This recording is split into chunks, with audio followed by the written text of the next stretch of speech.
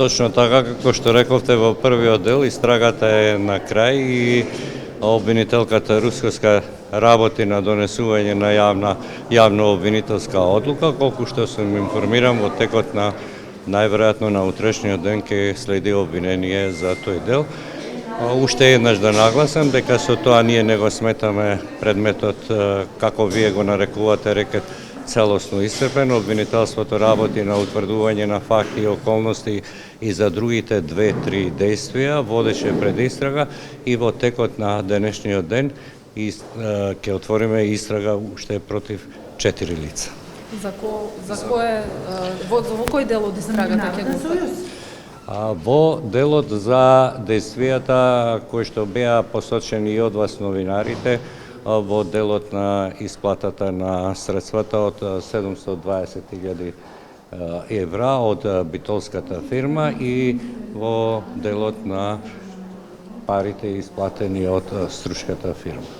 Дали меѓу нив се веќе лица кои што беа на распит?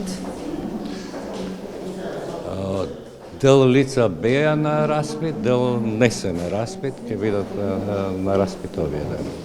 Имате информација дали има побарано можеби некакви мерки или тоа дополнително ќе се? Тоа дополнително јавниот обвинител кој го води предметот дополнително ќе утврди дали и какви мерки на обезбедување ќе бара. Во моментов може да ни кажете што се случува, се апсат, се приведуваат, бидејќи малце изненадување ни дојде информацијата. Во моментов обвинителот постапува во тој дел и ќе со своите предлози ќе отиде кај судијата на претходна постапка во основниот кривичен суд. За кои дела може ли да ни кажете конкретно некој од делата? Делата се перење на пари и измама и помагање во делот на измамата. Тоа нема да влегува во обвинение, тоа си останува.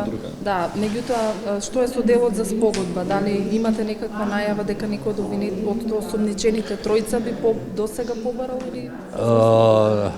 Некој од нив бе заинтересирани за спогодба, но до овој момент конкретна спогодба не е постигната, ниту е влезено во посериозни договори околу спогодбата. Не се исклучува таа можност до прифаќање на обвинението од кривичниот суд? Мислам дека во овој момент нема нагласување за постигнување на спогодба. За овој вториот случај против четворица ќе се води постапка? Да, против 4 лица.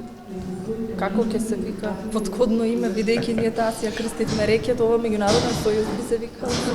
Ние, ако вас ви е познато, ние на предметите не им даваме кодно име.